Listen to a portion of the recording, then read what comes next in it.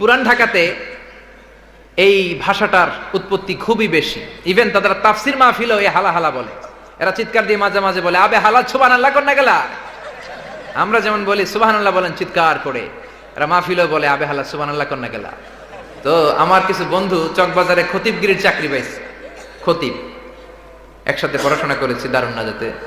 3 বছর এর ব্যবধানে ফোনে আমারও কে, আবে হালা কেমন আছো তুমি? আমি বললাম বেটা তোর বাড়ি বরিশাল, আমারে হালা হালা কস কেন? তো বলে 3 বছর আমি এখানে খতিবগিরি থাকতে থাকতে আমিও শিখে ফেলছি। তো এই যে ভাষার বৈচিত্র্য, সবচেয়ে শুদ্ধ ভাষা হচ্ছে আমাদের বাংলাদেশে কুষ্টিয়ায়। কোন জায়গায়?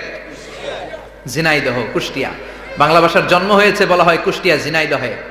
তারপর কৈশোর জীবন পার করেছে খুলনার দিকে, এরপরে বয়স হয়েছে এসে কুমিল্লার দিকে, এরপরে অসুস্থ হয়েছে সিলেটের দিকে, আর মৃত্যুবরণ করেছে চট্টগ্রামে, দাফন হয়েছে কক্সবাজারে। এটা বলে, কথাটার আসলেই মিল আছে, জোরে কোন ঠিক কিনা? এজন্য